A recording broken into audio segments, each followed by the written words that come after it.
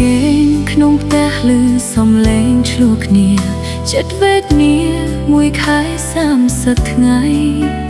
ភាពផ្អែមល្ហែមប្រៃคล้ายទៅជារសជាតិប្រៃព្រោះហេតុអ្វីយើងទាំងពីរនឿយណាយបាយក្នុងផ្ទះក្រៅផ្ទះវាខុសគ្នាត្រង់ណាតាំងពីរាយការណ៍អូនឈឺទាំងចិត្តទាំងកាយ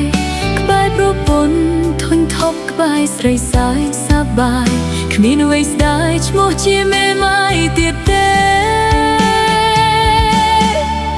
តាមពីស្នាមថាបញ្ចប់ដោយស្នាមមេដៃអូនិស្ស័យយើងក៏ព្រមលែងលះគ្នាឈ្មោះជាផ្ទៃប្រពន្ធធ្លាប់កេងក្បែររួមគ្នាប្រែคล้ายទៅជាអ្នកដតីលែងពាក់ព័ន្ធ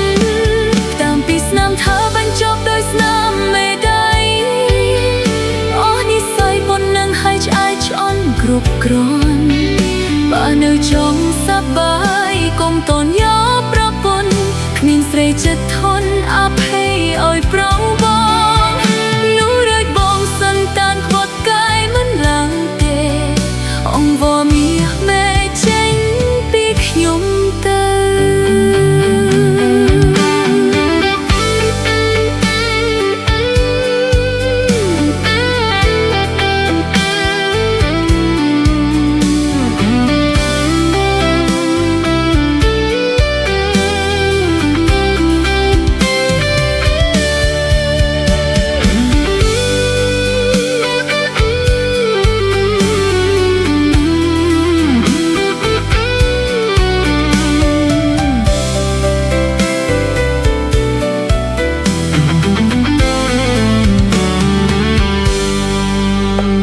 ក្នុងផ្ទះក្រៅផ្ទះវាខុសគ្នាត្រង់ណាតាំងពីរៀបការអូនឈឺទាំងចិត្តទាំងកាយក្បែរប្រពន្ធធុញថប់ក្បែរស្រីសាយសប្បាយគ្មានអ្វីស្ដាយឈ្មោះជាមេម៉ាយទៀតទេ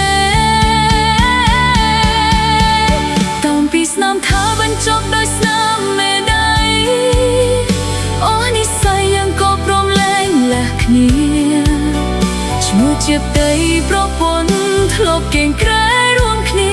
ប្រែคล้ายទៅជាអ្នកដតីលែងពាក់ព័ន្ធតាមពីស្នាមថាបញ្ចប់ដោយស្នាមមេដៃអូនិស្ស័យប៉ុណ្ណឹងហើយឆ្អែតឆ្អន់គ្រប់គ្រាន់